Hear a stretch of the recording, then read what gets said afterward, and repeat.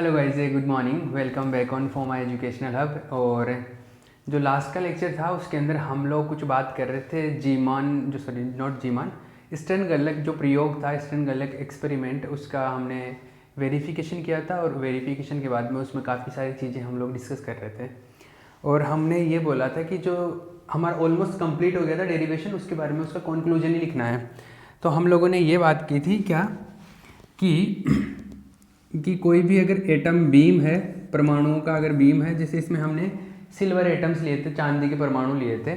और चांदी के परमाणुओं को जब यहाँ से मैग्नेटिक फील्ड से पास करवाते हैं तो ये दो हिस्सों में चले जाते, कभी इधर चले जाते, कभी इधर चले जाते हैं, है ना। ऐसा नहीं कि एक एटम के दो टुकड़े हो गए, ऐसा नहीं होता है। ऐसा है कि जैसे मान लो कि आपने 50 एटम फेंके तो कुछ एटम इधर चले गए, कुछ इधर चले गए, ऐसा होता है। तो ये जो चीज़ होती है, ये जो फिनोमिना, ये जो घटना होती है, ये किसकी वजह से होती है, ये किसकी वजह से होती है, ये तो अभी बाद में बताऊंगा। लेकिन ये जो है, इसको हमने स्टडी किया, ये जो है स्पिन की वजह से थी, क्योंकि स्पिन जो है एक स्पिन क्वांटम नंबर का हमने बात की। क्योंकि स्पिन क्वांटम नंबर चक्रण गति के कारण क्या होता है, दो ऊर्जा स्तर बन जाते हैं, दो एनर्जी लेवल बन जाते हैं। और जो दो एनर्जी लेवल बनते हैं उन दोनों की एनर्जी क्या होती है, अलग अलग होती है।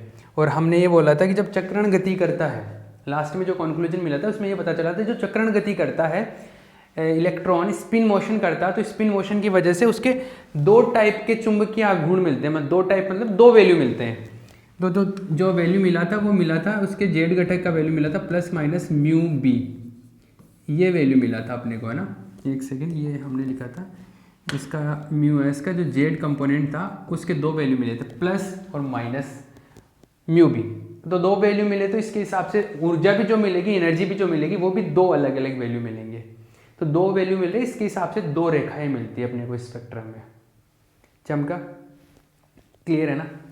तो ये इसकी वजह से होता है कि मान लो प्लस रहता है, प्लस म्यू भी है, अगर कोई अगर एटम है उस परमाणु का जो स्पिन है +1/2, अगर स्पिन है ये वाला ms +1/2 है, तो उसका जो चुंबकीय आघूर्ण होगा वो म्यू भी होगा, और वो ऊपर की तरफ जाके टक्कर करेगा ऐसे। और अगर किसी का -1/2 है स्पिन, तो उसका जो ये मैग्नेटिक मोमेंट होगा -μ/2 होगा, और ये नीचे की तरफ जाके यहाँ पे टक्कर करेगा। आई बात समझ में? तो इस तरीके से ये जो वजह है, ये है वो वजह। वो किसकी वजह से आ रहा है? चक्रण की वजह से, स्पिन की वजह से, ड्यू टू स्पिन इफेक्ट, है ना। तो स्पिन मोशन की वजह से ये दो चीजें हो गई। चमका? तो हम लोग यहां तक क्लियर कर चुके थे। लास्ट जो लेक्चर था उसमें हमने यहां तक पढ़ लिया था कि ये है, ठीक है। तो यहां पर कुछ कंक्लूजन लिख लो, कुछ लैंग्वेज लिख लो। आप यहां पे लिखो, अतः इलेक्ट्रॉन की चक्रण गति के कारण, अतः इलेक्ट्रॉन की चक्रण गति के कारण, अतः इलेक्ट्रॉन की चक्रण गति के कारण, अतः इलेक्ट्रॉन की चक्रण गति के कारण उसके चुंबकीय आघूर्ण का मान, उसके चुंबकीय आघूर्ण का मान, उसके चुंबकीय के पहले चक्रण लिख लो, चक्रण चुंबकीय आघूर्ण का मान, उसके चक्रण चुंबकीय आघूर्ण का मान प्लस माइनस म्यू भी होता है, प्लस माइनस म्यू भी होता है। अर्थात दो मान प्राप्त होते हैं, अर्थात दो मान प्राप्त होते हैं, अर्थात दो मान प्राप्त होते हैं। फिर नीचे लिखना पैराग्राफ चेंज करके, जब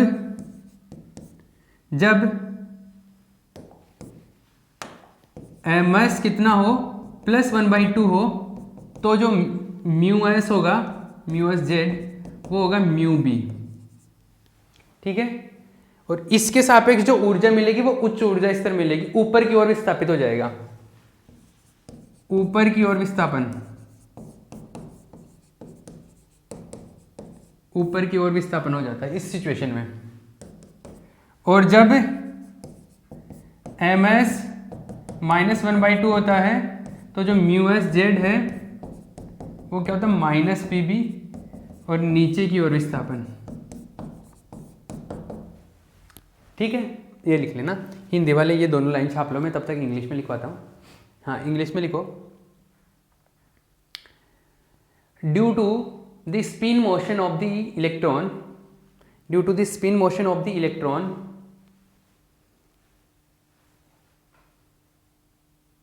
the spin magnetic moments, the spin magnetic moment, the spin magnetic moment will be generated, the spin magnetic moment will be generated, and there are two values, and there are two values of spin magnetic moment.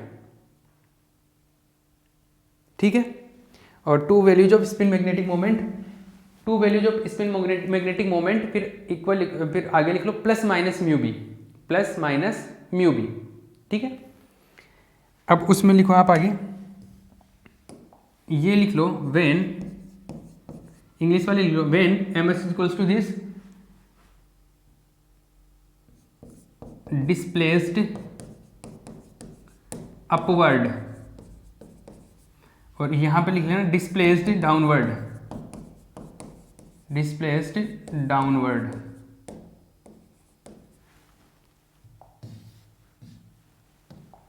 Displaced downward. ठीक है, ये दोनों लिख लेना। तो इसकी वजह से क्या होता है, ऊर्जा के भी दो मान प्राप्त होते हैं। लिख लो, इसके नीचे लिखो, अतः स्थितिज ऊर्जा के भी दो मान प्राप्त होते हैं, अतः स्थितिज ऊर्जा के भी दो मान प्राप्त होते हैं, जिसके कारण स्पेक्ट्रम में दो रेखाएं प्राप्त होती है, जिसके कारण स्पेक्ट्रम में दो रेखाएं प्राप्त होती है, जिसके कारण स्पेक्ट्रम में दो रेखाएं प्राप्त होती है। ठीक है, जिसके कारण स्पेक्ट्रम में दो रेखाएं प्राप्त होती है। यहां पे इंग्लिश में लिखो, there are also two values of potential energy, there are also two values of potential energy, there are also two values of potential energy, that's why we get two lines, that's why we get two lines in the spectrum, that's why we get two lines in the spectrum, that's why we get two lines in the spectrum। ठीक है, ये हो गया भैया, ये अपने को ये कंप्लीट हो गया, ये जो स्टर्न-गर्लक एक्सपेरिमेंट था ये फिनिश हो गया है। हाँ, बट इसके अंदर एक और चीज़ लिखा जाता है कि हम लोग इसमें जो लेते हैं ना, क्या बोलते हैं उसको, सिल्वर एटम लेते हैं, चांदी का परमाणु लेते हैं। तो चांदी का परमाणु के बारे में थोड़ा सा मैं डिस्कस कर लेता हूँ। तो ये ऐसे होता है कि चांदी के परमाणु की उपयोगिता, चांदी के परमाणु की उपयोगिता, परमाणु की उपयोगिता, चांदी के परमाणु की उपयोगिता, मतलब जो इसमें अगर सिल्वर एटम ले रहे तो उसका क्या मीनिंग है यहाँ पे, सिल्वर एटम। हेलो, रिकॉर्ड कर रहे हैं। एक बार ये बता, फर्स्ट ईयर में टोटल क्लास है कितनी रिकॉर्ड हो जा रही?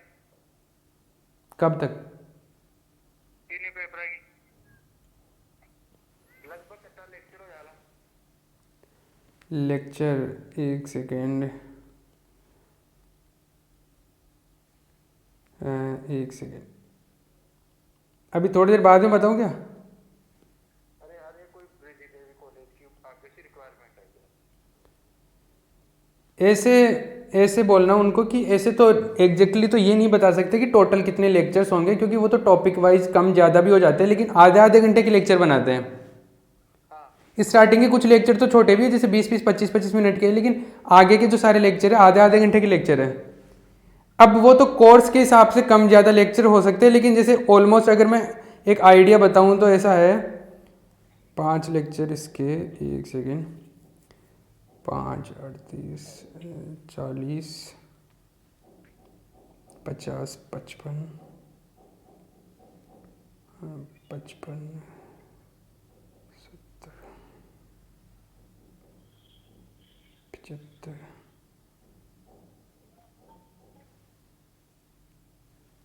75, 85, 87, 87, 100, 100, 110,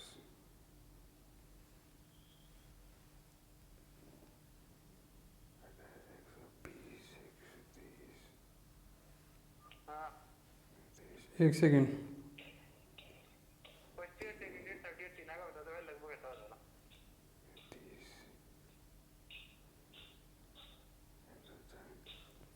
है। ये ऐसे है कि जैसे एक बुक के लेक्चर है ना, हाँ एक बुक के लेक्चर ऑलमोस्ट हो रहे 150 के आसपास, 150 का मतलब हो गया 75 आवर्स हो गए, हाँ है ना। हाँ, सब में ही। एक बुक का है ये, तो टोटल 9 बुक है। हाँ, तो उसके हिसाब से मल्टीप्लाई करके वैसे हो जाएंगे। ठीक है ठीक है। तो एक ये मतलब ये अराउंड आइडिया है, ऐसे एग्जैक्टली तो हम लोग नहीं बता सकते ना। हाँ एक बुक के ऑलमोस्ट 150 के अराउंड वीडियो है, जैसे सेकेंड ईयर और थर्ड ईयर के अपलोड किए हुए हैं एक एक बुक के, तो उनके 150 के अराउंड ही है। जैसे सेकेंड ईयर का भी मैंने काउंट किया तो 150 के अराउंड बैठ रहा है, मतलब 75 लेक्चर है वो, तो 75 आवर हो गए। हाँ तो इसके हिसाब से हम लोग आइडिया ले सकते हैं। तो वो तो ऐसा है कि हम लोग ऐसे नहीं कि कुछ उसमें कटिंग करेंगे, वो तो जितना सिलेबस होगा उसके अकॉर्डिंग चीज़ें प्रोवाइड कराएंगे ना। चल ठीक है ठीक है। ठीक है।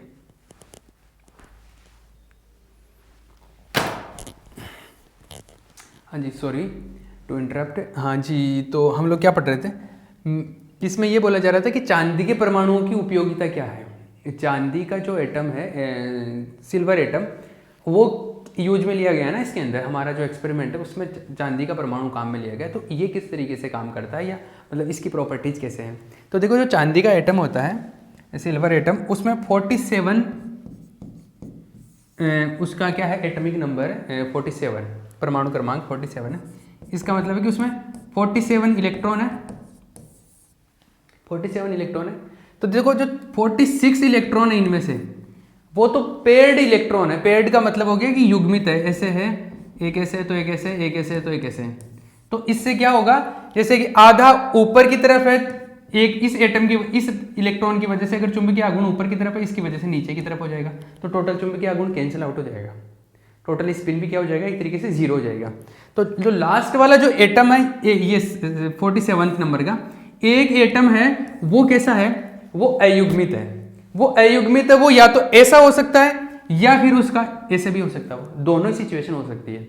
तो जो आप एटम, जैसे उसमें से एटम भेज रहे थे ना वहां पे एटम बीम, तो उसमें कुछ एटम ऐसे हैं कि वो इस टाइप का स्पिन रखते हैं, प्लस हाफ अप स्पिन, कुछ माइनस हाफ रखते हैं down spin.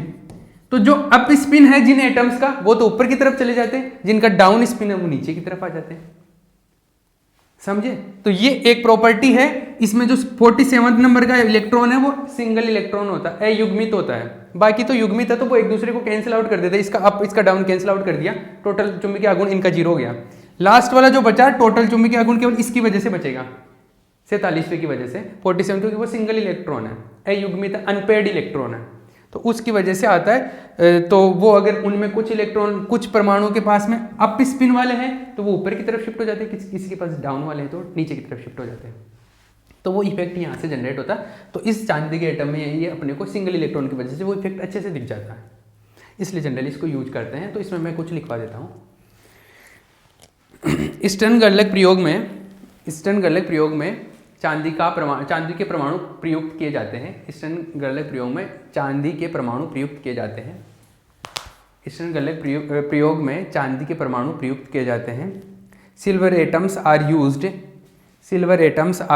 In Stern Gerlach experiment. Silver atoms are used in Stern Gerlach experiment. In silver atom, in the silver atom, there are 47 electrons. There are 47 electrons. There are 47 electrons. Full stop. Next sentence. 46 electrons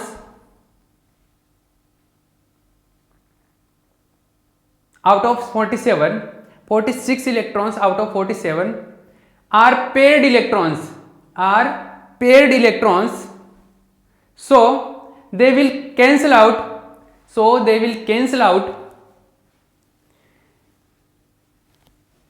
the magnetic moment of each other,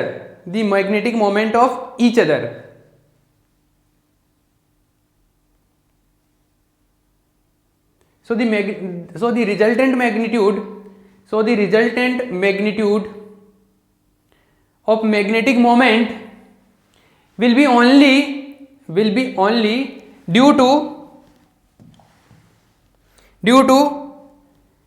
this unpaired electron, 46 तो cancel out कर देंगे, last वाला एक unpaid बचा, उसकी वजह से होगा जो भी होगा, this unpaired electron, if this unpaired electron has spin up और +1/2 लिख देना, has spin up और उसके साथ में +1/2 लिख देना, has spin up, then it will displace upward,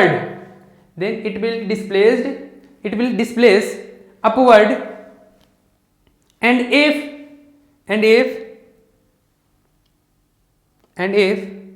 the spin of electron in the atom is downward, then it will displace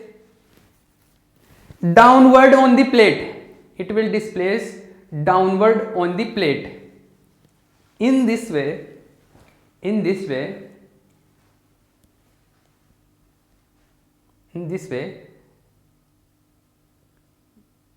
there are appeared two extra lines in the spectrum, ठीक है, ये हो गया। हिंदी वाले लिखो, हिंदी में क्या लिखवा दिया था, मैं भूल गया। स्टन गलक प्रयोग में चांदी के परमाणु प्रयुक्त किए जाते हैं, शायद ऐसा लिखवाया था मैंने, चांदी के परमाणु प्रयुक्त किए जाते हैं। हाँ लिखो आगे, चांदी के परमाणुओं में 47 इलेक्ट्रॉन होते हैं, चांदी के परमाणुओं में 47 इलेक्ट्रॉन होते हैं, चांदी के परमाणुओं में 47 इलेक्ट्रॉन होते हैं, इनमें से 46 इलेक्ट्रॉन युग्मित होते हैं, इनमें से 46 इलेक्ट्रॉन युग्मित होते हैं, जिनके कारण चुंबकीय आघूर्ण शून्य होता है, जिनके कारण चुंबकीय आघूर्ण शून्य होता है। चांदी के परमाणु का परिणामी चुंबकीय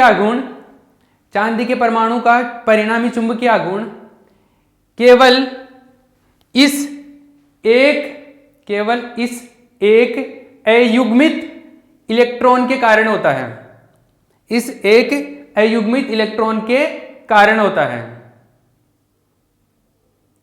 यदि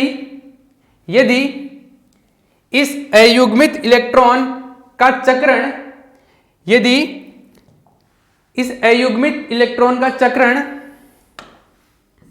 +1/2 ब्रैकेट में लिख लेना, अपचक्रण या अपस्पिन, अयुग्मित इलेक्ट्रॉन का चक्रण +1/2 ब्रैकेट में लिखना अपस्पिन है, तो इसका चुंबकीय आघूर्ण प्लस म्यू भी होगा, तथा यह प्लेट पर ऊपर की ओर विस्थापित होता है, और यदि परमाणु के अयुग्मित इलेक्ट्रॉन का चक्रण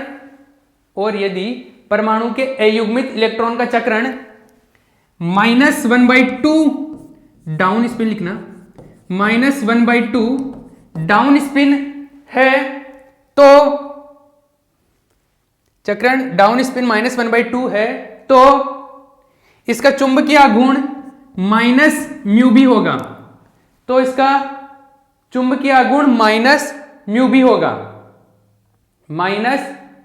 होगा,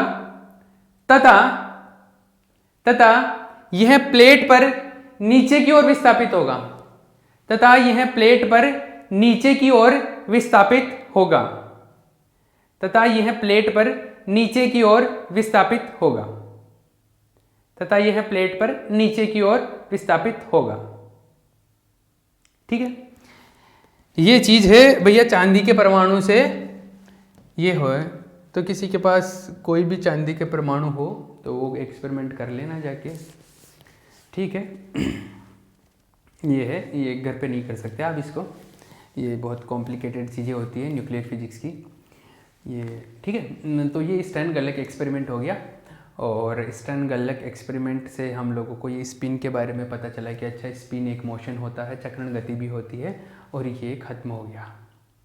अब नेक्स्ट जो पार्ट है उसके अंदर हम लोग जीमान इफेक्ट स्टार्ट करने वाले हैं। ठीक है, तो वो नेक्स्ट से स्टार्ट कर देता हूँ, इसको यहीं पे स्टॉप कर देता हूँ। ठीक है।